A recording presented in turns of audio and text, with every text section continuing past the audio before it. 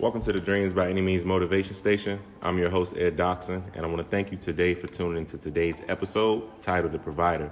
Today I have a very special guest, Mr. Jabari Joyner, who's a very good friend of mine that I met during my college years at Delaware State, and then we grew a deeper relationship after we reconnected, I would say, living in Baltimore in the same city.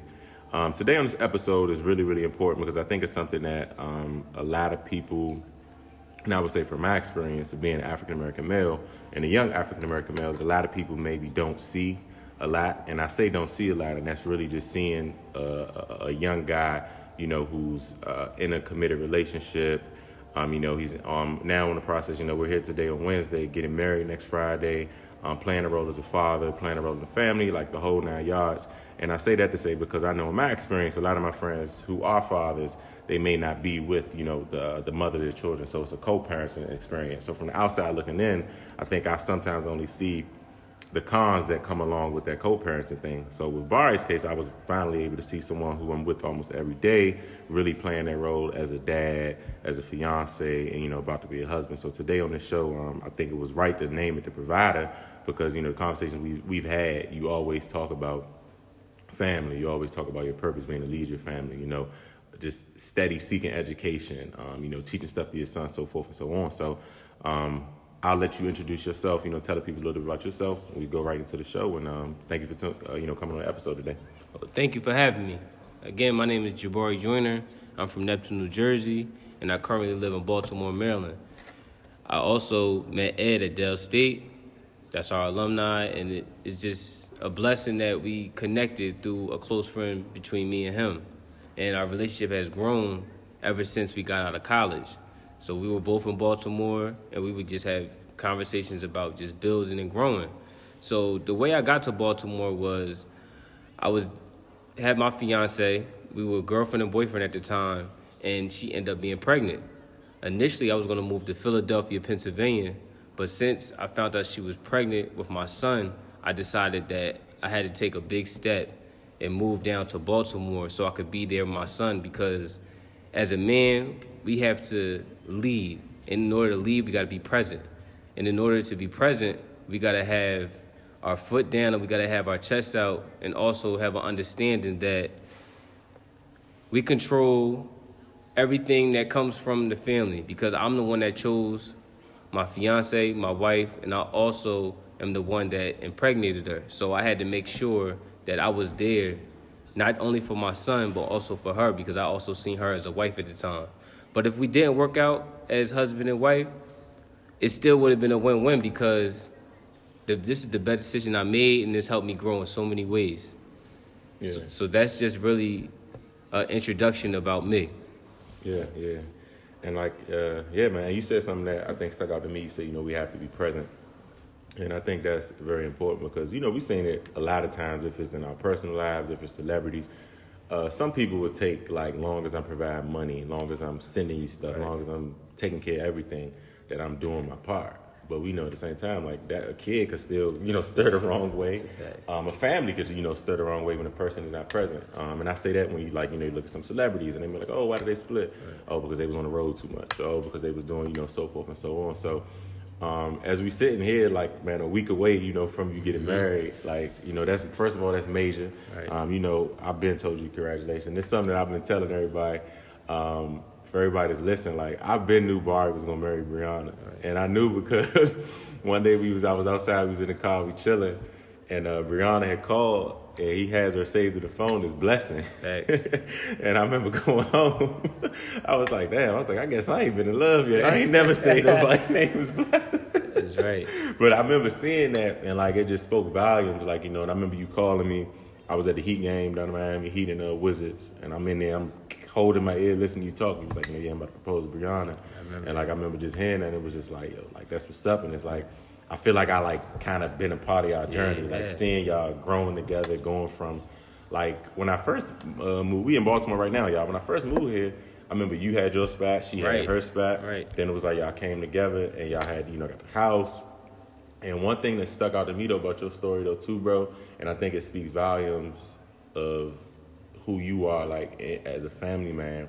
So like you said, you were supposed to go to Philly, then you moved here, and you came here. But what a lot of people that listen don't know, your parents followed you here. Right. And, you know, I know that plays a role in like, oh, I want to be around my grandparents, whatever. Mm-hmm. But at the same time, I think it's the type of son that you are that made them want to follow. Because, like, if you maybe wasn't a good son in a sense, I ain't about to go down there, you know what I'm saying? I see my grandson when I see him or something like that. So I feel like that speaks volumes on the type of character that you have. So I'll name this episode The Provider because I think you provide in so many ways, and not just as a father, not just as a husband, but like even as a friend. Like I said, you put me on, you show me stuff that I think is that I need to see, that I need to be around. But you also provided for your mom and your dad. You know, I remember you telling about your little sisters that's in college and all those type of things. So talk about like a little bit more about like your family upbringing. Like what role does that play into, you know, like who you are today? Because I know that plays a part, but I also know, me knowing you, like you seek education, you read a lot, you always exposing yourself to people who could teach you. So talk about like you know, your family background from your parents, when they were married, whatever, growing up in Neptune. Like what role does that play in like, you know, your position, the responsibility as a family man? Okay, so the way I grew up was, I first grew up, my mom and dad wasn't together. So for the first 6 years, I was just under my mom. And what a lot of people don't know is I used to pray for my dad to come back every day. Like every day I would pray for him to come back because my mom always would tell me every day, speak things into existence. Yeah. So I would always pray, like, I want my dad to come back. I want my dad to come back. And at the time, my dad was living in the Bronx, New York. So I would see him maybe once a month. I would go up there, stay with him, and that would be about it. So I always desired to have a whole family unit because, you know, growing up on TV, that's all you really seen. Right. You know what I'm saying? It may not have been an African-American family unit, but it was a family unit. Yeah. And I also, at a young age, I understood, like, that's what you needed to do to be successful and for your kids to grow. So when I turned 7, that's when my dad came back. And I was just excited. You know what I'm saying? I was excited. I was happy to see another man in the house. I just wanted to be around him all the time. So when I would go out with him, I'll be out with him all night because my dad a night owl. So I'll be around him all night. He would put me on the things. You know what I'm saying? And it just... that helped fuel me to be the person I am today and the provider I am because I also seen his shortcomings as well. Mm-hmm. And the shortcomings, I was blinded by his shortcomings because I had friends that didn't have their father there. Right. You know what I'm saying? So I'm just grateful to have my father. Right. You know what I'm saying? Who am I to complain about, my dad not doing this, my dad not being there, or doing this for my mom, this, that, and the third. So when I got to of age, I started understanding, like, listen, this is what I need in my life to be successful. Mm-hmm. I want a family union so that way my kids can benefit off the morals and values that I instilled and just the footsteps that I've took, that they can all benefit from that. Right. And also too, I just understood that I used to be a womanizer, so I'm not just like a regular dude that just saying, you know what I'm saying, was with just like 1 or 2 chicks through my life. I done been through plenty of women, so I was just searching for the right one. Yeah, I had to go through that just to find the right one. Right. And I call my wife Blessing because she changed me into the person I am today because she made me feel at home. Yeah. That's the first person that made me feel at home, you know what I'm saying, that made me just let me be me. Because in a lot of relationships, I wasn't allowed to be me. Right. But with her, she allowed me to be me, be my true self, and that just helps us fuel us to be where we are at today. Yeah. And that last one you hit, like, it's like key that you say that, because I remember when I first moved out here, we was linking up every night and all that, and like what I said in the beginning, this was new to me, where like my friends with kids, you got to catch them when you can, or they might be busy, or when they go out, they won't go out. But like, man, you was like, you might pull up for an hour or two, we watch a game, we go grab some food. And I remember one day I was talking to you, and I was like, bro, I was like, man, like, y'all kind of make this thing look a little easy. And like what you was saying, though, you was like, like, bro, like, it ain't that hard. But it was like, what I'm saying is usually ain't 2 people together every day. And it might be dad on the weekend, mom, whatever the case is. And it just made me just, just think about, like, as a father, I have to listen to what you were saying about your father, and it stuck out to what you just said in the beginning about being present. And it's like you that statement relates to what you just say, we have to be present because you know how it feels when the dad isn't present. Right. So I think that, kind of ties into, like, what I'm saying, like we're saying, what's your responsibility and stance as a father. But one thing that stuck out to what you just said, and everything you talked about too, was the shortcomings. So one thing I've noticed is the older I get, I kind of look back on maybe something I held against my parents, or how I felt about my parents, or I felt like this parent could have been there more, or this could have happened. But now as an adult, like, I get it. Like, man, like, it'd be a lot of stuff going on. Like, you know what I mean? Even though your kid's your responsibility, but it's like, I think about my mom. Mom had me at 17. So I can only imagine, like, dang, being a mother at 17, trying to go to college, trying to do this, you know, and all those things. So talk about, like, how has becoming a father, how has becoming, you know, about to be a husband next week, how has that changed the relationship with you and your dad? I mean, like, maybe the perspective of how you look at your dad, the conversations y'all may talk about, like, how has that impacted your relationship? Oh, to build on that, when I first had my son and I was down here, because when I first moved down here, I didn't live with my fiance. I had to figure out how to take care of myself before I could take care of my family. So I was in a position where I'm like, dang, I can't really operate how I want to with my son because she lived with her mom and her stepdad. You know what I'm saying? So when she come over to my house, I operate a certain way. Right. So when she goes back to her house, she operates a certain way. Right. So I would get frustrated. And then I started to understand, like, yo, I see why my dad probably would be going out all night because he holding everything down and he frustrated. That's the way he clears his mind. You know what I'm saying? But I also understood and figured out with my dad that at the end of the day, you got to stay focused. Because as a man, like I said in the beginning, it falls on our shoulders. Because at the end of the day, we choose the direction we want our family to go. Right. So exactly, with the head. So if I fall short, then the rest of my family gonna fall short. So I understood, like, I gotta stay focused. You know what I'm saying? It's good to go out. Like, I still go out, do what I gotta do, but I gotta still make sure the home base is straight because at the end of the day, that's the foundation. That's the foundation that me and my wife has set. So when I talk to my dad, the conversations is even better. Our relationship is much more better because at first our relationship was just based on sports. Right. So now that we get to talk about certain things, we could have commonalities. Like, he had kids, I got kids now, and it's a blessing because now he moved down here, so now my grandson get to be around him. You feel me? So it's just a blessing, man. Yeah. It's just a blessing. And I think I was asking it too because I think, like I said, as us being black men, like, we both are lucky to have our fathers in our lives, you know, still active, healthy, and everything. And I say that because I noticed, like, the same with, like, people that have been married for maybe 20, 30 years, they'll tell me, like, yo, it's different phases of your marriage. Like, you may think you know this person, but when you get to the 10th year or y'all growing and y'all that. But I'm saying that I think it's the same with a relationship with a dad and a father. Where, like, me and my dad, the conversations are different. I know I wasn't as open with my dad, like, growing up, because my dad also, like, he was disciplinary. Like, he would discipline you for sure. But that also ended up affecting me where, like, I may not want to bring certain stuff to him because I'm thinking, like, I don't know how you gonna react. Now it's like, as an adult, I'm a little more open. You know, he coming to me, talking to me about stuff that he's dealing with. I'm coming to him, talking about stuff I'm dealing with. Like you said, you know, sports. Like, that's me and my dad is really more music. That's something we, like, real connected with. But it's just now, though, too, I think my dad, because there's one thing I'm thinking about, too, with parents. They'll always kind of see you as their baby a little bit. But I think with the father and dad, it's a little different. With my dad, like, I mean, like, I'm 29, I'm going to be honest. I think probably, like, my father probably like 3-4 years ago, he probably just thought, like, all right, he a grown man. Like, you know what I'm saying? Because this sometimes he'll text me, stuff, yo, you good, you this? So I go out of town. I'm like, yo, Pops, I'm straight. Like, you ain't got to keep texting me every 2 hours. Like, I'm good. But I'm just saying now, I mean, that just shows, like, you know, how they look at you. But now it's like, it's a different level of relationship. Like, now I really feel like sometimes we talk, it's like, I'm about to be 30. You know, my pops had me young, too. My pops, I'm 29, my pops 49. About to be 49 in May. So it's like, our relationship now is more like I don't want to say brother, but it's more like a friendship where it's like, it's the respect line there where he, like, at the end of the day, I could guide you and I could tell you, but at the end of the day, I still know you're a grown man. And I respect that you're a grown man. So I just think that's important, bro, because like you said, Neptune, DC, whatever, when I was going outside, you was going outside, our friends ain't had dads around. And we seen how some of their lives ended up by not having that, you know, that dad in that space. But not to, and I ain't gonna say stir off topic, but outside of fatherhood, just to get back to the thing of, like, dating and, you know, Bryana, you hit it on the head with, like you were saying, like, you know, she used to live in a certain way in this home, you used to live in that way in that home. So, like, when y'all would come together. But one thing I noticed with y'all, when I was here for those 2 years, y'all would do a lot of stuff together.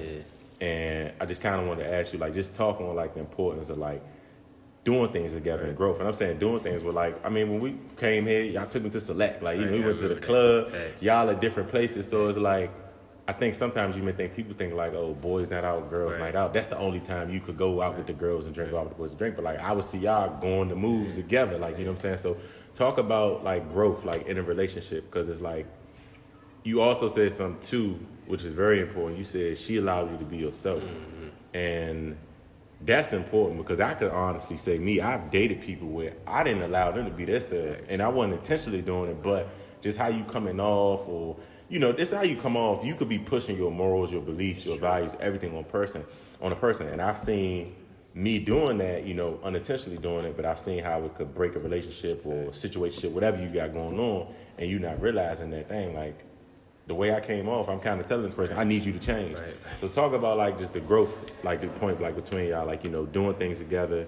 The communication, just like how important that is, and like you know what role that's played in our relationship. All right. So the growth between me and Bryana was big because I had a relationship before 3 years. Yeah. And like you just said, I felt like I was put my morals and values on the person and wanting them to change, and that wasn't who they were. Yeah. So now, once that didn't work out, I had to understand them. Like you gotta let people grow, and you gotta grow at the same time. Don't never stop being you. Don't change and conform to what they want you to be or what you want them to be. Let them be them, and everything's gonna work itself out. So when me and Bryana met, we were just friends.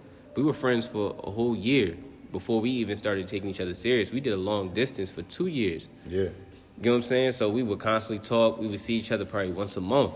So that allowed us to grow. That allowed us to have communication. That allowed us to talk to each other. And that allowed me to get certain things that I needed to get out. You feel me? I had to grow up. You know what I'm saying? I still was messing with different women. Yeah. I had to grow up. Right. You know what I'm saying? So at the end of the day, I had an understanding that, Bari, you can't really push yourself on her. Let her figure things out. Right. You know what I'm saying? Right. And then when it comes to that point and you see that it may not be working out, then you let her know, like, listen, how about you do it this way or how about you do it that way? Right. But also stand your ground at the same time. Yeah. If you feel like it ain't right, it ain't right. Right. But also to talk about us going out, we constantly go out. That's my best friend. So she the type of woman that when she people seeing it ain't right, she ready to go. Yeah. And that's how I am too. Like we don't wait for the let out. We leave before the let out. You know what I'm saying? Because that's when things happen. Right. It's been too many experiences where you wait for the let out, somebody gets shot. You know what I'm saying? Somebody gets stabbed, something like that. Yeah. So she that type of woman. So I'm like, I could rock with her. And then when I first moved to Baltimore, I only been to Baltimore a couple times with my family. Right. Going to see her. She taking me to all the hood spots. Right. So in my head, I'm like, I'm not even from here, but she got that much trust and faith in me and security in me that she feel comfortable enough to take me here. Yeah. You know what I'm saying? So and it's like she from here. So and she really from here, so she know how it go down. Like, so I'm like, okay, say no more. Yeah. So just travel. We done travel. Like we done travel. Like I done took her to California. You know what I'm saying? I was in Paris, right? Yeah, we done been to Paris. So first I had went to Paris with me and my sister. So then I called. I'm like, listen, we gotta go to Paris next year. You gonna love it. So then we go to Paris. So now it's just opening her eyes and opening my eyes at the same time because you really don't know nobody until you really travel with them. Right. You know what I'm saying? You gonna see how they really are when you travel with them because they're gonna go in their shell. You know what I'm saying? They're gonna be in their shell. They're gonna do something. I don't want to taste that. Or they're gonna be complaining. But she wasn't doing none of that. So it was just a blessing, man. Everything just keep getting better and better. And I just know my faith in God. As long as you do the right thing, everything gonna work itself out. You just gotta have good intentions. We're not perfect. Yeah. You know what I'm saying? We're not perfect. We not perfect. Women not perfect. But as long as you do the right thing and you feel like it is right in your heart, everything will work itself out. Work it out. Yeah. And that's you hit on and said that that's your best friend, and I think that's important because I think I think a lot of people skip over the friendship stage. It's not saying that you can't ever do it, but it's like when you skip over that stage, I feel like it hurts, like, hinders like the longevity.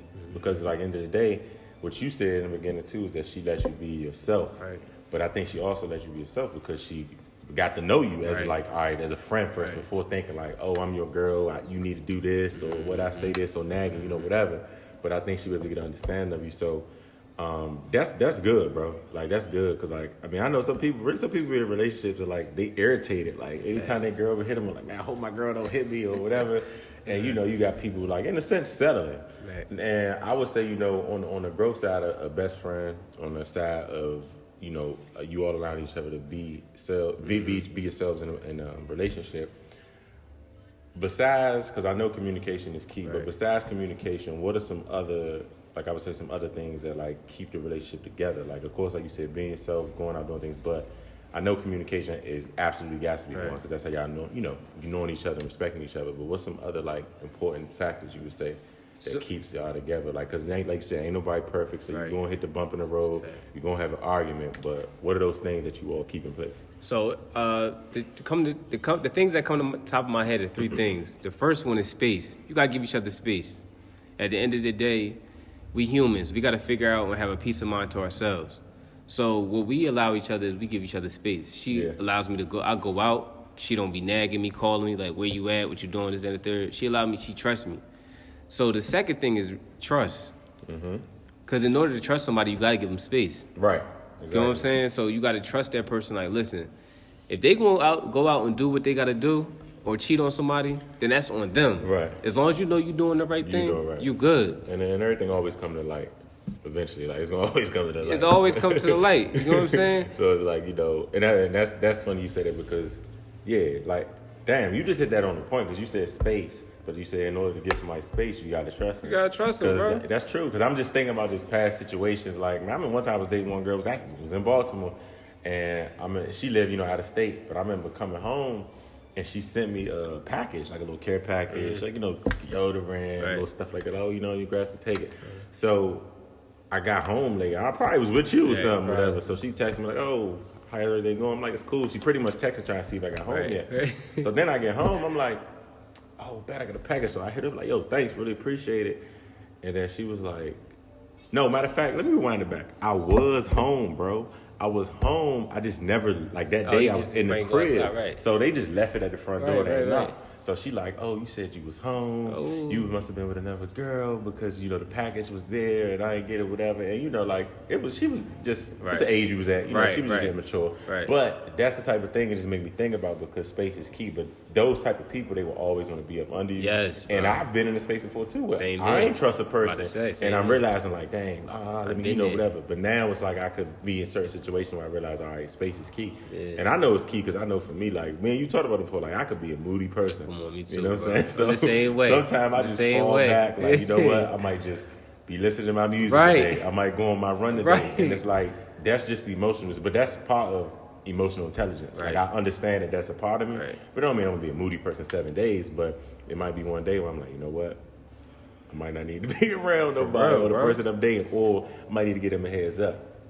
But did I cut you off? You was done? Oh yeah, you keep going. But it's one last thing is time. So, for example, with me and my fiance, our time, we took our time. She the one taught me how to slow down. Yeah. Because the reason I was coming into issues with my past relationships, because I was moving fast. You know what I'm saying? Yo, we messing around. All right, you about to be my girl like 2-3 months. You know what I'm saying? I didn't take my time. And then once I got to the point where I done fell in love with the chick, well, what I really thought was in love, I thought I was in love, it was like, dang, she not even the one for me. Yeah. This is all bad, you know what I'm saying? I caught myself, I'm cheating on her, you know what I'm saying? Because every time I get mad, I'm hitting this other girl up, like, yo, what's up, da-da-da. And that's disaster right there. You feel? Disaster, bro. You just hurt yourself. Like. I'm just hurting myself, because then it ended up being a whole turmoil, and then that ended up spilling into the relationship I'm in now, you know what I'm saying? Yeah, and it's like, because you made me think about it, because I've been there before, and it's like, you hurt yourself, but then it's like, the second person you calling, you hurting them, because they don't even know. You only getting the one up because this person who's the one is blowing me right now. So it's just an overall bad situation. Then you start comparing your main girl to this one right here. But this one right here just only, this one right here is only likable because it's just a maybe one day a week thing. You know what I'm saying? Like, it's a temporary thing, or it's your escape for that moment from the situation you're in. But yeah, that's law, bro. Like, for real. And I think it's funny, like, we had this conversation now because I was in a group chat earlier, and you met Tony. Yeah. Silas, like Tony and Silas was just talking about love a little bit. Somebody posted a video on Instagram, and that's one thing we were saying with a lot of females' perspectives about what a man should be doing, what he should be doing that, need to be doing that. But I'm saying that because Silas and them said something earlier. It was like, man, they said a lot of these girls be talking about they want to find this right guy or the super A1 guy, and it was like, it's never going to be a perfect person. It was like, if this person is perfect, you probably ain't gonna be able to keep up with him. And I ain't even watching tapping all the way to him yet, but like I've been telling people about Kevin Samuels. Oh, yeah. I seen some of his stuff, Bro. and I'm like, oh, I understand how he kind of get in perspective. Right. Like, all right, you saying you want to do this, you want to do that, but what else are you bringing to the table? Right. You know what I'm saying? So that just made me think about, you know, the growth part of where it's like, you know, I'm thinking about, you know, y'all about to get married next week. How long y'all been together? And what you just said, time is key, bro. Because when, like I said, when I first got out here, you just showed me a whole new process, bro, of relationship, of fatherhood, whatever. Because when I got out here, I'm like, oh, damn, like, y'all don't live together? Like, you know what I'm saying? I'm thinking, oh, y'all already live together, whatever. Bro. Or, like, you know what I'm saying? Like, just thinking, like, dang, oh, they had a baby. I know he about to get married soon. Like, but it's like, y'all took y'all time. And, like, you used to always tell me that in general, like, just relationships, just whatever, like, take your time. And I think about, always quote you, like I tell people, like, man, one day me and Bari was talking, people was like, yo, we be acting like life ended 30. And I look at where I'm at now, being 29, you know, just at Towson, 26, 27, and just seeing, like, I'm like, dang, I really got a long way to go. But like when we was 18, 30, seemed like, geesh, like, and now I'm like, we just getting life started. Bro, that's the culture. You know, the culture that we live in, bro, they make it seem like 25, you're an old head. Right. You know what I'm saying? Growing up, you be like, oh, 25, oh, he an old head. 30, oh, he really an old head. But you just now learning. Yeah. You know what I'm saying? Like, in your adolescent years, you still developing your brain. Like, think about how he was when we were still in college. Yeah. You know what I'm saying? I told Fran that last night. They say psychology say you're not fully developed as a human to 25. Right, I believe it. And then they say a man will reach his full potential to 40. I believe that. So I took that as like, yo, this is a prime example. With 25, like, you really need 15. You're saying you need 15 years of a fully developed human to really, really experience some stuff. And I think like that's key. But we know the internet, the overnight, you know, microwave success stories, it kind of just alter the mind. But and then this is another piece I was gonna go to, you know. But I think those people that are 45 to 50s, 55s, we know as black people, you know, we age well if you take care of yourself. You do. Yes, so I was gonna tie that into the next thing is, you know, because you also put me onto that health stuff a little bit too. So what role does health play in a relationship as a father, as a son? Like, how important is that? And I'm saying that because I know the healthier you are, the better your moves are. The more active you could be. You know, your little man will probably want to play football, basketball soon, so you got to be able to keep up with him. So talk about, like, you know, just your health thing, because I know you on it, like, with the teas, the fruit. You know, man, when Bari used to go over to the crib, I used to be trying to offer him all these snacks. He like, yo, I'm good, cuz. I was like, yo, you good? Like, I'm straight. He like, I just made me a sweet potato. So I'm like, all right. So talk about, like, you know, just your health journey and, like, the role that play in the family. Okay, so the health journey really started when my mom threw away seasoned salt, bro. Bro, I was in a junior year of high school because my uncle, he passed away from diabetes at 29. He was 29 when he passed away. So my mom went through the cabinet. She threw away all the seasoned salt, any salt or any sugar, she was just throwing it away. And I'm like, Mom, what you doing? What you doing? Like, you bugging. Like, you wildin'. So then what really changed was, I remember I was in college. This is my freshman year. Bro, I had hypertension, bro. Like, I had high blood pressure because I'm stressing about... Go ahead. No, I'm saying I don't want to cut you off, but like those listening, you was an athlete. Yeah, that's like, what I'm saying. You playing ball. I'm playing you know ball. You got to exercise. Right, I'm playing ball, having hypertension, stressing. So then once I got out of college is when I really started to understand just eating better. You know what I'm saying? Because, you know, now the social media out, so now you get to tune into different things. Right. I'm always big into learning about new things. So then I heard about, like, Dr. Sebi and things in that nature. Right. So once I really found out I was having a son, it clicked. Everything just started to click. Like, I'm like, listen, I want my son to eat a certain way. I want him to have a certain health. So in order for me to lead my family, I have to show action. I can't just be like, baby, don't be eating that, or my son, don't eat that. I gotta put the work in. You know what I'm saying? Yeah. So what I did was I put the work in. I was able to really tune in and just, even if my wife, she wouldn't want to eat it, I didn't care. I would just make it for myself. Right. You know what I'm saying? Right. I would make it for myself. So what I do is a regimen every morning, bro. I boil ginger. I may boil my ginger, and then I drink it as a tea. I put some lemon, some honey. That's the first thing I drink in the morning. I won't eat until like maybe 12 in the afternoon because my wife, she the one told me about, listen, you gotta let your food digest from the night before. Try to eat if you eat 9 o'clock at night, don't eat till 9 o'clock in the morning. Yeah. I'm a late night person. I'll be up, so I may eat like snacks 10 in the morning. It may be like some popcorn that I make on the stove, But so I won't wait. I'll wait until 11 that next morning to be able to eat. Yeah. So I just know that health is important because, like you said, it boosts your mood, and not only boosts your mood, it just affects everyone around you. Like I go back again, as men we lead. You know what I'm saying? In my situation with me and my wife relationship, I'm more in tune to the health. Mm-hmm. You know what I'm saying? In another relationship, the wife may be in tune to the health. Right. But me, I'm in tune to the health. Right. So I'm going to do certain things. And that's just what it comes down to. That's different ways to provide and lead for your family. It's not just monetary, like you said. Yeah. It's so much more, so much knowledge you can instill. And that supersedes any type of money. Right. Any type of money. So when women, like we talked about the Kevin Samuels, when women like, they want a high value man, they just focus on money. Right. But they don't even know, because a lot of people don't even know that money is nothing. It's not real, bro. Money not real, bro. And it's like, we all definitely want, money, somebody told me a long time ago, money gives you options. Exactly. So, of course, we do want money, we want the bag and all that, right. But we ain't gonna let it control us. No, you know what I'm saying? You ain't gonna sell your soul, go against your morals. That's when it get a little tricky. Right. But you were saying in the beginning, just about the health thing. So what I was gonna say about that is that, like, I relate to it, but like, bro, I've dated people who like they ain't with the health thing at all. Like, you know what I'm saying?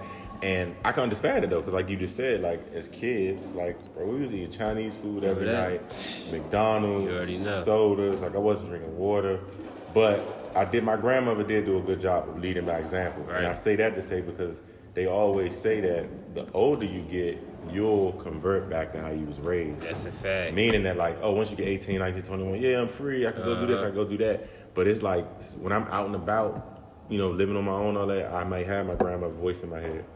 That's true, bro. I think about as a kid, my grandmother had me taking Flintstone vitamins. My grandmother was 55, 60. I'm coming home from school. She doing Billy Blank's Tabo. She's walking around the corner, like, you know what I'm saying? Like, still to this day, like right now, if I go link my grandmother, she probably could easily do 5 miles with me. Like, easy, bro, easily. Oh, that's and like mean. People that my family, my mother, they started texting me like, hey man, like, you gotta slow grandma down, because like I had her doing like the 100-mile challenge. It's like, it's too hot for her to be walking outside like that. Miles, but she's also an example of eating healthy, not drinking, I smoke, all those type of things. Right. So you see it in her, but I also see now her role in the family as a mother, wife, grandmother, great aunt. I now see though how she's able to, she's able to just keep playing a role because she's just so healthy. Like she look good, she fit, she moving around. Like when I seen her walk in the house the other day, I'm just like, dang, like, grandma aging well. Right. So it's like thinking about, the longevity, like a health, right? Mm-hmm. What would you want your kid, like, what things, like, as related to health would you want your kid to take? Beyond, like, of course they're going to work out, of course they probably play sports, but, like, are you big on, like, making sure they know, like, natural food, processed food, like, knowing those different type things?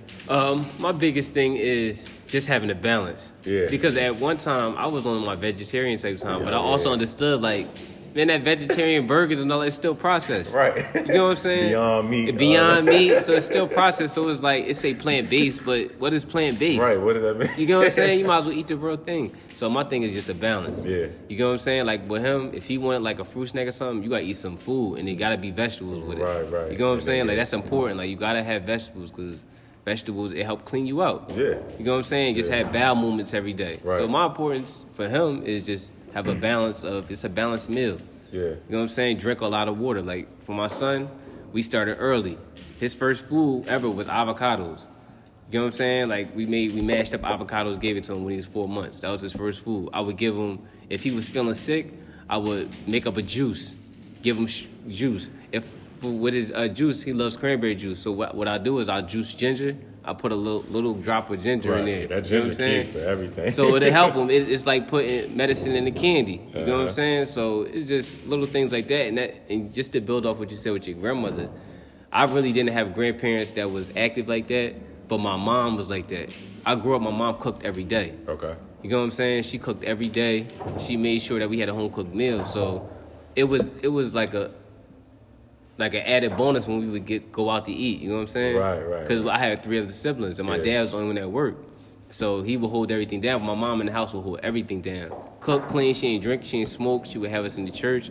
but it was just important. She would have us fasting. I'm like 4 years old, bro, because she was so into the church. She had us fasting, bro. Oh, yeah, I remember. You know what I'm saying? I ain't never have to do that, but I remember my grandpa. I used to be upset, bro. I used to be tight at my mom. My mom be wilding, this, that, and the third. But now I understand when I get older, like, it's important because the most important thing is your mind. Yeah. Your mind can control everything. For example, they could say right now that, yo, you got HIV. Bro, if you're in your mind, you say you don't got HIV, you don't have it, bro. Right, yeah. You know what I'm saying? You don't have it, bro. Yeah, mental toughness is key, bro. I was dealing with that, like, probably 2 weeks ago. Was in the mood about something, but, like, this week, like, I just noticed, like, I was, like, even had to, like, check myself, like, dang, like, I ain't tripping off of that no more. But it's because I changed, like, positive thoughts, positive results, wake up every day, positive affirmations, and then what I was saying earlier, like, reading what you putting in your mind. That's true. I seen you post that, too. Yeah, like, because that's something, too, like, everybody that's listening, like, Bari the first person to put me on to, like, how like, music could really impact. Yo. And, like, when I say impact, meaning that, of course, we know they say music influence young kids to do something, we get that. But no, like, as an adult, I ain't no trap music gonna influence me to do nothing stupid. But it could just alter your mind because what you feeding it. But it was like, we was, one day you came in the house, I think it was like 10 o'clock, you know, we chilling.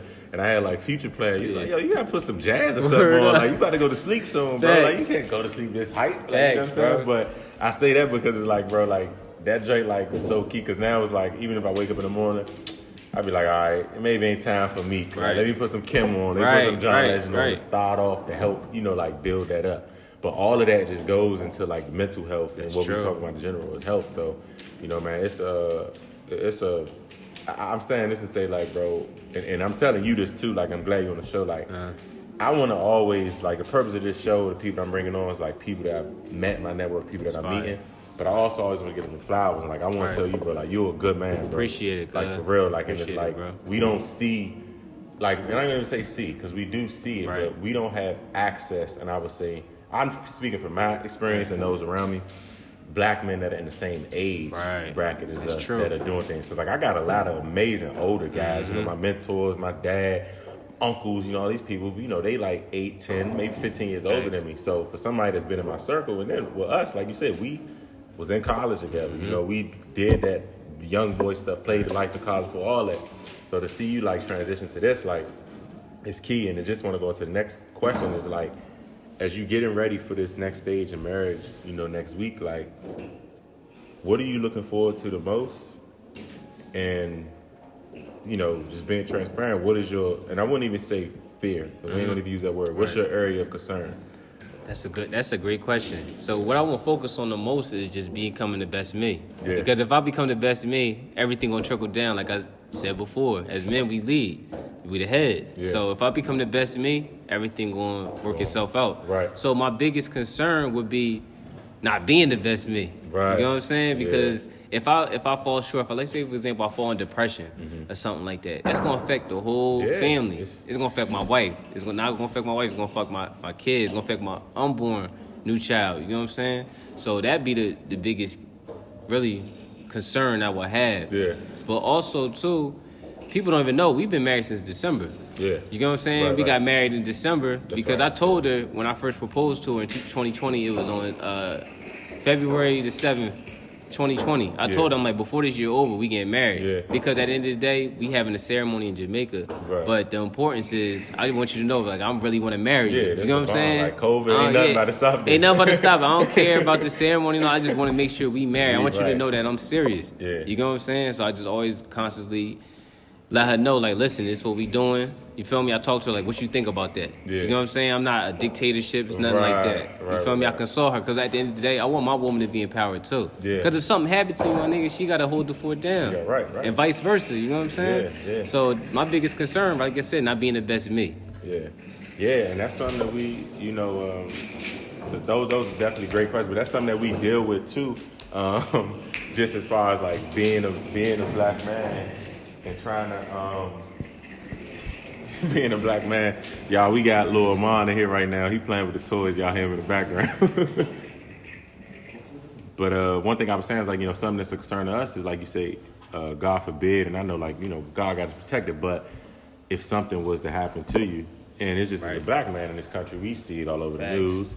We right here in Baltimore City, we done seen the history of Baltimore, is that when we walk out of the house, like, the chances of something has happened, it could be a traffic stop for running a stop sign, and you could lose your life. So as we do talk about like the safety of black men, and something could happen to you. Mm-hmm. How does I would say like when you leave out the house and you said something too like hey, you might go into depression or just dealing with something. Life is life. Like I seen this guy tweet one day, and he was just saying like like marriage ain't easy. He was like my wife got. He was like his wife got cancer. My mother-in-law got this, and he was like, bro, I'm trying to still work and still trying to lead the house. So outside of, Bryana being your best friend and marriage and the bond y'all got, and I know you got a relationship with your dad, like, what are some other, what I would say, resource centers? Right. What are some other resource centers that you could tap into to keep the positive energy, to make sure you could remain the best man? Like, I know for me, when I ain't working out, like, that's when everything just go to, like, next level. Like, I'm overthinking, I'm stressing, I'm this. I go for a 45-minute run, I'll be good. So, like, exercise or whatever it is, like talk about some like other outlets that you have to like sustain like your mental state, sustain being that best man that you want to be. So I remember this. So when I was little, I was always a type of person. I overthink a lot. You know what I'm saying? My mind worked like a million times a minute, bro. So for me, my mom, she will always play jazz music to help me go to sleep at night. This is ever since I've been like 4. She always have jazz music. So me, I'm a music person. I listen to music to calm me down. I also like to work out. You know what I'm saying? So working out helps me just ease my mind. And I listen to podcasts. Right. So my podcast I really listen to is called Urban X. Okay. It's a father and son podcast. So it just builds on the current events. They give you alternative outlooks on things, and they just not with the status quo or the narrative that what is trying to be pushed. So I constantly listen to things like that. I also go for walks. I go for drives just to clear my head. Yeah. You know what I'm saying? When we first got out here, that's what we did. We went on a drive. You already know. We going for a drive. Let's go around. Yeah, and I don't want to cut you off, but I always tell people about that drive. Like, man, we went. He picked me up. Y'all was in like East Baltimore, close to the county. We went as soon as we got like the North Ave, y'all. Like it was like I was in a movie. Like I was I'm riding up and down. It was like everything was in slow motion. I'm looking like man, and I'm just saying like that experience though for me. Like I just always think about that. But like when I'm in Florida, I was doing the same thing, just riding around. It's like. Learn your surroundings. Learn what's surrounding you. Like, you know what I'm saying? Like, it's key, but it's also a mental thing, too. Because, like, I would just have my music playing around chilling, you know what I'm saying? Right. So, and it helps you reflect on life, bro. Yeah. Like, at the end of the day, it helps you appreciate what you really had. Like, I remember J. Cole dropped this song called Love Yours. Oh, That's my favorite song ever, bro. Because it just really tell you appreciate what you got. Yeah. You know what I'm saying? It's easily... It's like you complaining. Complaining, bro. It's and we easy. look at we see it when the stars, the Kanye's, this person, we think like, dang, like how you gonna, how you gonna do this with all that money? But it go to what you just say, money ain't nothing. Because you sometimes look at them celebrities like, man, you 200 million up. What you stressing for? But and I also say this. I say I'm not celebrity because I say that because as black people, bro, they try to minimize us to being celebrities. Yeah. Everything we do is big. It's out there. You know what I'm saying? Say for example, Jay-Z cheating Beyonce. It's out there. Yeah. You know what I'm saying? Say Jay-Z dropped the ball on something, or let's say. Even just for example, a George Floyd case. Right. Bro, they got it looking like it's a TV show. Yeah. You feel me? They got his parents they got his family seeing I seen a tweet. They got his family seeing the verdict like it's draft day, bro. Yeah. You know what I'm saying? I just seen a tweet about something that Malcolm said. It was on Twitter because I think I'm getting what you're saying, but he was pretty much saying it was something Malcolm said, whenever he was live, but it was something he was saying like it was like white America like pretty much to try to please us with symbolic stuff. Yes. But they'll leave out the economic and all those other disparities, that are there. But yeah, because a lot of people, that's when a lot of feedback though too. People's like, why I take this long for this case? You know what I'm saying? Like, y'all been knew he was guilty. Come on, man. Yeah. That's what I'm saying, cause it's just like at the end of the day, bro, there's so much stuff going on out here in this world. You just gotta focus on yourself and what you can control, your priorities. You know what I'm saying? Right. Because if you constantly focus, I remember my best friend, Lamar. He told me, like, bro, you be trying to help everybody else, but you got to focus on you. You know what I'm saying? Focus on you. If we each individually focus on our circle or our lives, then we all come together because we all constantly elevating, so then we'll all be together. But if you're not focused on your life, for example, I'm a preacher at the church. I could be preaching, giving a sermon, but my household messed up. You know what I'm saying? I'm cheating on my wife, or wifey, she ain't holding down the home. Yeah. You know what I'm saying? So it's important to be at the home, hold your home down first, and then you could venture out and do what you gotta do. Right. Yeah, like it made me think about a quote somebody always said, like you should never like you should never have to leave your house to go to the streets to look for peace. That's true. That's deep. It's pretty. It was like you should never have to leave your house to the streets to look for peace. I heard from two people before, but it stuck out to me. Where it's like your home is everything, and it's what like Denzel Washington did an article a couple years ago. Beyonce. And they asked him just about marriage, and they both said the same thing. Like, yo, like you have to have the right person in there to make it feel like a home. Yo, it's that's like, yeah, real. like, we got the mansion and it's big and that's, and we got the backyard, but it's like Denzel pretty much saying like, yo, my wife makes it feel like a home. From what she cooked, from the morals she set, from the discipline, the whole 9 yards. So it's like, and I think it's good that we having this dialogue and be able to put this out because I think as black people, like. And I don't even say as black people. I'm gonna say as young millennials, we just look at the end goal. So I know with a lot of people, they think, marriage. And it was surprising for me to hear you say that Bryana taught you how to slow down. Yeah, because you got a lot of girls that be like, they think they ain't married by 30, like it's a wrap. Like, oh, I'm never gonna get this. Or, I remember I had a phase when I was dating women a few years older than me. And like, man, they trying, like we dating week 1, but they try to get married in like 2 months. Bro. So I'm like, hold up, like, you know what I'm saying? But even as me being young, I had people ask me the question like, oh, you ain't got no kids yet? Right. Like, you sure? Like, you ain't got none? Right. Or when you get married? And it's like, time. back then, our grandparents that got married 22, 21, all that type stuff. But like, I got big homies my big homie Silas, he just had his first daughter at 40. What's up, bro? You know what I'm saying? And he's transformed as far as like, he done got on his health stuff. He lost about like 100 pounds, like working, like everything. But it's like 40 don't seem old when you mentally and physically like That's true. to clear yourself because like I wouldn't you wouldn't think Silas 40. You think like he's like 30 something, like you wouldn't even give him 41 actually. Right, that's lit. That's me. That goes to say that, like you just said, 40 is young, and the example is my parents. My parents got divorced. They both 50, and bro, they starting their whole life over with. Right. You know what I'm saying? They got a whole new life, bro, and that's 50 years old. We only 29. Yeah, you feel me? We only 20. That's a whole another. We so young. 20 years, bro. Come on. And that's how I be. And we think you older, but it's like, man, 29. And I'm thinking like, dang, like I graduated undergrad at 23. Right. And between that time, it's really been short.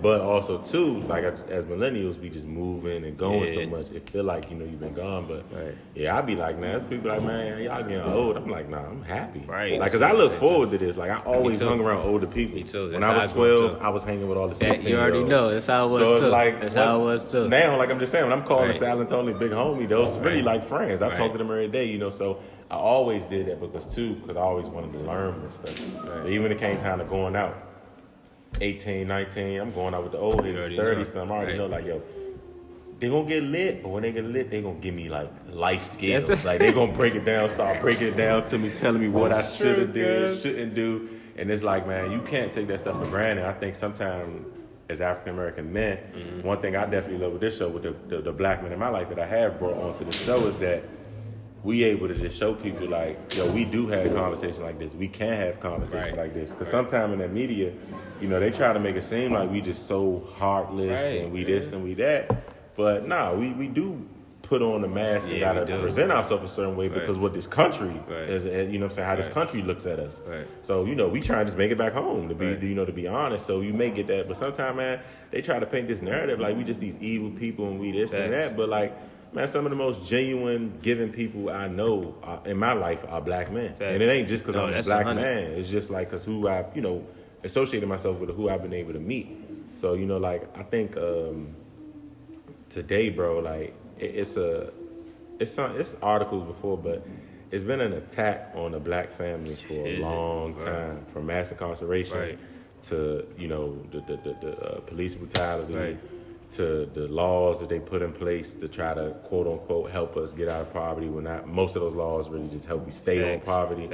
So, being in a city like Baltimore City, which I tell people like, man, I've been in a lot of different cities, and even DC, but I ain't never seen poverty like Baltimore. Like when you go on North Ave and when you go to the West Side, like it's really like when people say, "Oh, Baltimore like the Wire," it's like, man, the Wire is like cupcake compared to Baltimore. Baltimore 10 times worse than the Wire, and it's not even to paint a negative picture. I know Baltimore people listen. I love Baltimore. We're in Baltimore right now, but it still is a reality.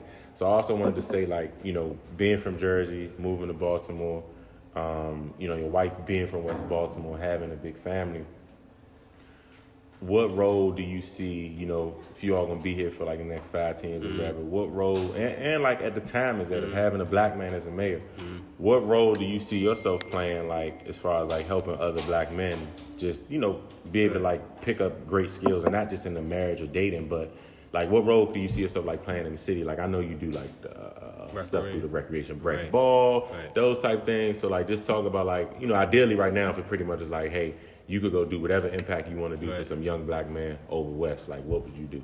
So what I would do is, to be honest with you, I would talk to him. So what I would say is, like, at the end of the day, I know you going through a lot. Yeah. But your mental can change everything. Your attitude can change everything. And there's more out there in the world. Yeah. You know what I'm saying? Me being from New Jersey, it's a little different. Segregation is a little different. You know what I'm saying? It's more segregated in New Jersey. Facts. You know what I'm saying? Like, you may have one black area, but all the surrounding areas is white. In Baltimore, it's more systemic racism. You know what I'm saying? They're not gonna have certain things for black people. You know what I'm saying? They're not gonna have. It's gonna be like a whole city or like a whole section of the city where it's just run down. They're not giving no aid to it, no nothing. You know what I'm saying? You got people that's living off of $10,000 a year. You know what I'm saying? But for me, it's just really just building up my son. I'm gonna be honest with you. You know what I'm saying? Make sure my son is a good citizen to his community, and that's going to in turn fuel me to help other people out. Like I referee basketball. So when I referee basketball, I also tell the kids, I'm like, listen, man, stop complaining, just keep playing. Now, when I'm saying that, I'm just saying like, yo, don't complain about what you're going through, bro. Just keep going because it could be worse. It's always worse. Somebody's always going through something worse. No matter what you're going through, somebody's going through a worse situation or a worse just time in their life. Right, fact. So it's really just having conversation, because at the end of the day, as black men, like me, like we have talks like this all the time. Right. And I talk to my other brothers like that. I feel like black men right now, we the most emotional.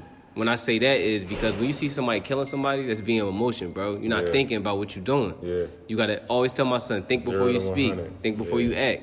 You know what I'm saying? You gotta think. You gotta process things. You gotta really have the mental intelligence like you talked about earlier about what you're going to do. But if you don't have a father in your life or like a mentor or just a mom that's solid, you know what I'm saying? I was blessed to have a solid mom. Yeah. My mom always told me your word is your bond. She would tell me that every day, you know what I'm saying? Yeah. She wouldn't coddle me. She would discipline me. You know what I'm saying? She didn't spoil me. Yeah. So that's why I grew up a little different. You know what I'm saying? Like I look at my mom in a different way. Right. It's not just like a mom that just always, come here. My mom wasn't affectionate like that. You know what I'm saying? She would let me know about this world. Like, nothing in the world is free. So I feel like as men and as me, just to help out the community, is just really give back to what I learned. But I'm always telling me, you always got to give back to your community. Right. So if I see a young boy giving out water or they want to clean your windows, I'll be like, bro, you don't even got to clean my window. Here goes some money. Yeah. You know what I'm saying? Keep doing what you're doing. Yeah. At least you're not out on the block. Right, you know what I'm saying? Yeah. Doing the short term, because I feel like we focus on the short term too much. And I think about longevity. Because I remember in high school, we used to hear this every day. The choices you make today shape your world tomorrow. Yeah. And that's a fact. Yeah. That's 100% correct. So that's what I would do, just to help the people out in Baltimore the best way I can. No, I agree, bro. And that's key, because like a lot of, something you said and like how we talking now, a lot of black men specifically, but we don't have no friends. Like people think they have, so I say this, people be thinking they have friends. Like it could be somebody right now in Baltimore, DC, Philly, whatever. They lit, they got a designer, they got 20 racks in their pocket, they got the Tesla, whatever, right? But the people around them, y'all may only be friends through money. Y'all may only be friends through whatever activity you do. Y'all may only be friends through fashion. There's some people only friends through drugs. Like, you know what I'm saying? So I think at that point too, it's like you got all this stuff, but it's like you ain't really got nobody to talk to on a deep level. You ain't really got nobody to express your interest to. You ain't got nobody to talk to when something happens. Something could happen right now where somebody could really do something. We might feel like, man, like this person just played with me, played with my family, whatever. Thanks. Now I know, and you probably say, wait, we got people we could call. Right. We'll be like, what's up? Where they at? What's on? But then you got people who call and be like, all right, look, let's talk this out. Let's think about it. Right. One thing Silas always say, man, and I keep quoting Silas because that's somebody in my life that's real influential, but he always say, like, he said, with us, he said, we never expect things to not go our way.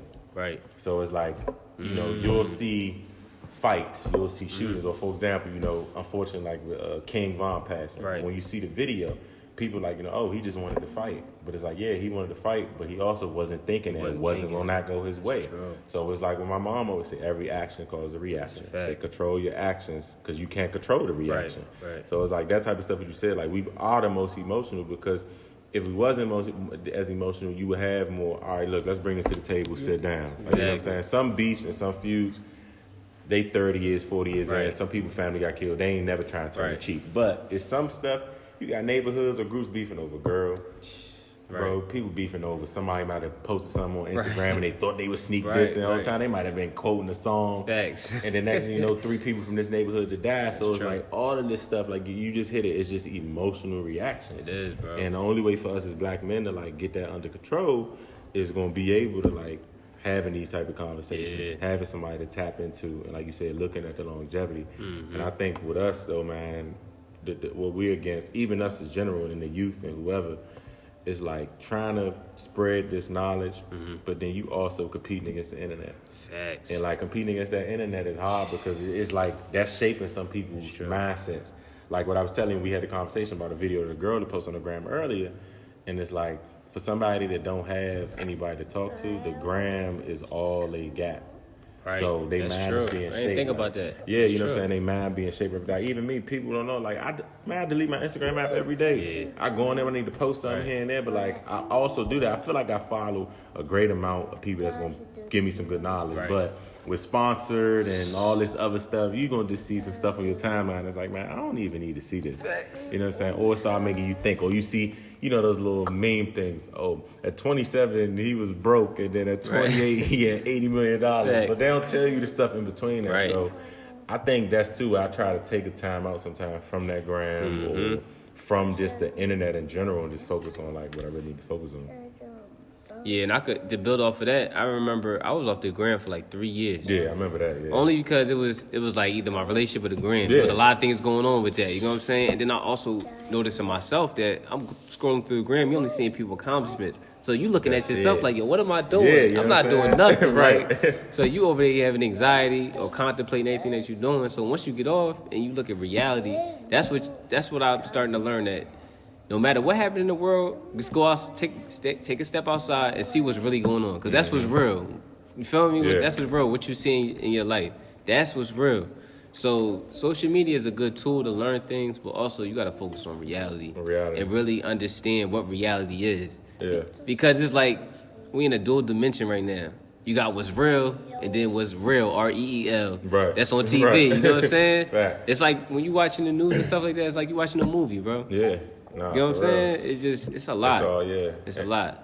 And it just got me thinking about, as we close up, like we talked about a lot of great things, I think, today, which is about, dating, time, space, communication, trust. But as I said, it's been an attack on black family. As I said, of the examples that we missed.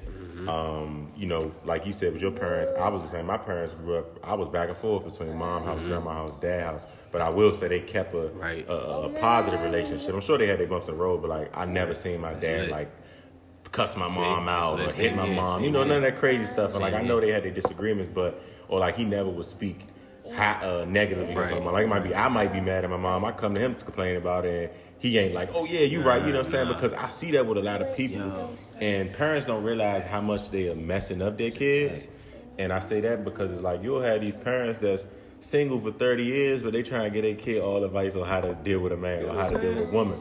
And that's just going to my closing question is like, man, as we talk about us wanting to push the culture forward, and I think, pushing the culture forward is great through community work, economic development, all those different type of things. But pushing the culture forward is creating and shaping your family. That's a fact. So for young black men that's all out around this world right now listening, like dating or thinking about dating, like what's just one piece of advice, the most critical piece of advice that you could give to that young man to kind of like as he's dating to get his life together? Because the only way we're going to continue to like, Amana here giving us ad-libs.